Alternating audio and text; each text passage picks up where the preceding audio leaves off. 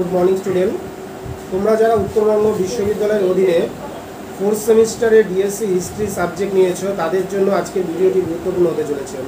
আমরা এর আগে তোমাদের লাস্ট মিনিট সাজেশন দিয়েছিলাম এবং বলেছিলাম তোমাদের পরীক্ষার আগে আমরা যেটি তোমাদের ফাইনাল সাজেশন অর্থাৎ সুপারফাস্ট যে সাজেশনটা নিয়ে রয়েছে সেটি নিয়ে আমরা আলোচনা করব। ইতিমধ্যে তোমাদের ডিএসসি বাংলা পরীক্ষা হয়ে গিয়েছে এবং আশা করি আমাদের যে কমনটি দেওয়া হয়েছিল সেখান থেকে তোমরা 100% কমন পেয়েছো।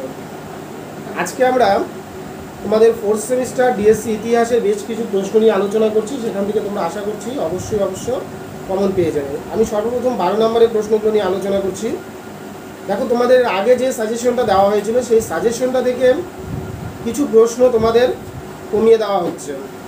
তো সর্বপ্রথম তোমরা যে প্রশ্নটা দেখবে সেটা হচ্ছে সমাজ সংস্কারক আন্দোলনে রাজা রামমোহন রায়ের অবদান, অথবা এর সঙ্গে তোমরা ঈশ্বরচন্দ্র বিদ্যাসাগরকেও দেখে যাবেন। অর্থাৎ প্রথম প্রশ্ন আমি যেটা বললাম সমাজ সংস্কারক আন্দোলনে রাজা রামমোহন রায়ের অবদান এবং সাথে তোমরা ঈশ্বরচন্দ্র বিদ্যাসাগরের অবদান দেখে যাবেন। রাজা রামমোহন রায় সম্বন্ধে আমি আলোচনা করেছিলাম, আমাদের ভিডিও দেওয়া রয়েছে যে রাজা রামমোহন রায় যদি আমরা উল্লেখযোগ্য কাজগুলো দেখি তার মধ্যে অন্যতম ছিল সেটা সতীদাহ প্রথা নিবারণ। 1829 সাল নাগাদ তিনি হিন্দু সমাজের নারীদের মধ্যে যে একটি কুপ্রথা ছিল বা বলতে পারো একটি নারী সমাজের জন্য একটি অভিশাপ ছিল, সেই কুপ্রথার অবসান ঘটিয়েছিল রাজা রামমোহন রায়। এই প্রশ্নটা তোমাদের জন্য ভেরি ইম্পর্টেন্ট হতে চলেছে, ভালো করে দেখে যাবেন। এরপরে তোমরা যে 2 নম্বরের প্রশ্নটি দেখবে সেটা হচ্ছে ভারত ছাড়ো আন্দোলন 1942। ভারত ছাড়ো আন্দোলনের যে ভূমিকা, গান্ধীজির ভূমিকা, এই হিসাবে প্রশ্নটি আসতে পারে ঘুরিয়ে ফিরিয়ে। অত্যন্ত গুরুত্বপূর্ণ প্রশ্নটি দেখে যেতে হবে তোমাদের পরীক্ষার জন্য। তারপরে আমরা যে প্রশ্নটি বলবো যে ভারতের স্বাধীনতা সংগ্রামে সুভাষচন্দ্র বসু এবং তার প্রতিষ্ঠিত আইএনএ যে রয়েছে তার প্রতিষ্ঠিত বললাম ইন্ডিয়ান ইন্ডিপেন্ডেন্স লীগ এর ভূমিকা আলোচনা করো।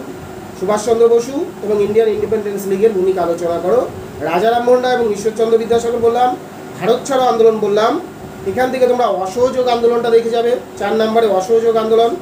5 নম্বরে তোমরা এখানে চিরস্থায়ী বন্দোবস্ত প্রথা প্রশ্নটি থাকবে পরীক্ষায়, চিরস্থায়ী এবং রাউতারি বন্দোবস্ত। এখান থেকে একটি প্রশ্ন ভেরি ইম্পর্টেন্ট রয়েছে, হয় চিরস্থায়ী নয়তো রাউতারি বন্দোবস্ত। ঠিক আছে, এরপরে তোমরা আরও একটি প্রশ্ন এখান থেকে দেখে যেতে পারো, গান্ধীজির যে ভিন্ন আন্দোলনগুলো রয়েছে। আশা করি এই কয়েকটি প্রশ্ন দেখলে তোমাদের 12 প্রশ্ন কমন পড়ে যাবে। আমি আবার বলছি, সমাজ সংস্কারে রাজা রামমোহন রায় বিদ্যাসাগরের অবদান দেখবে, পাশাপাশি ভারত ছাড়ো আন্দোলন, পাশাপাশি গান্ধীজির যে ভিন্ন আন্দোলনগুলো রয়েছে, অসহযোগ আন্দোলন, আইন অমান্য আন্দোলন, এগুলো অল্প করে দেখে যাবেন। চিরস্থায়ী বন্দোবস্ত, রাউতারি বন্দোবস্ত দেখবেন। ভারতের স্বাধীনতা সংগ্রামে নেতাজি সুভাষচন্দ্র বসু এবং আইনের ভূমিকা দেখবেন। 12 নম্বরের জন্য যদি তোমরা এই প্রশ্নগুলো দেখে যাও, আশা করি এখান থেকে তোমাদের অবশ্যই পরীক্ষায় কমন চলে আসবে। এরপরে আমরা মান 6-এর জন্য যে প্রশ্নগুলি অবশ্যই দেখে যাব, খিলাফত আন্দোলন ভেরি ইম্পর্টেন্ট রয়েছে। গান্ধীজির খিলাফত আন্দোলন দেখবে তোমরা। তারপরে গান্ধীজির অসহযোগ আন্দোলন কেন প্রত্যাহার করে নিয়েছিল এই প্রশ্নটাও তোমরা দেখে যাবে, খুব ইম্পর্টেন্ট। নৌবিদ্রোহ, ভারতের যদি আমরা স্বাধীনতা সংগ্রামের বলি শেষ বিদ্রোহ নৌবিদ্রোহ ছিল, এই নৌবিদ্রোহ দেখে যেতে পারো। রাউতারি বন্দোবস্ত আমি 12তে বলেছি, ওখান থেকে পড়লেই তোমাদের হয়ে যাবে, 6 বা 12তে থাকবে। চিরস্থায়ী বন্দোবস্তের সুফল কুফল বা বলতে কী বুঝি এই সম্বন্ধে আলোচনা করো। এখান থেকে তোমরা একটি প্রশ্ন দেখবে, পলাশির যুদ্ধ এর কারণ ও তাৎপর্য ভালো করে দেখে যাও। পলাশি যুদ্ধ সাথে বক্সার যুদ্ধটা দেখতে পারো, তেমন একটা কমন নয়। 1857 সালে মহাবিদ্রোহের উপর থেকে একটি প্রশ্ন আসতে পারে যে 1857 সালে মহাবিদ্রোহের কারণ এবং এর ব্যর্থ কেন হয়েছিল বা প্রকৃতি আলোচনা করো।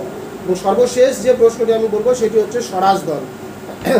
স্বরাজ দল সম্বন্ধে তোমরা অবশ্যই দেখে যাবেন। এরপর আমি মান 3-এর জন্য যে প্রশ্নগুলো বলবো, দস্তক, রাওলাটাইন, জালিয়ানওয়ালাবাগের হত্যাকাণ্ড। আবার বলছি, দস্তক, রাওলাটাইন, জালিয়ানওয়ালাবাগের হত্যাকাণ্ড, অন্ধকূপ হত্যা, সম্পদের নির্গমন, পলাশির লুণ্ঠন, সত্যবিলোপ নীতি, তারপরে রয়েছে শুদ্ধি আন্দোলন, তারপরে গদর পার্টি। এই যে প্রশ্নগুলো বললাম এই প্রশ্নগুলো তোমরা দেখে যাও এবং 12 এবং 6-এর 3-এর প্রশ্ন যেগুলো আলোচনা করলাম এই প্রশ্নগুলো তোমরা খুব ভালো করে দেখে যাও। আশা করছি তোমাদের 100% কমন পড়বে। সবার পরীক্ষা ভালো হোক। যারা এখনও নোটপত্র নেওনি তাদের যদি কোনো নোটের প্রয়োজন হয় অবশ্যই আমাদের সেন্টারে যোগাযোগ করবেন। সবাইকে অসংখ্য ধন্যবাদ। সবাই ভালো থাকবে, সুস্থ থাকবে।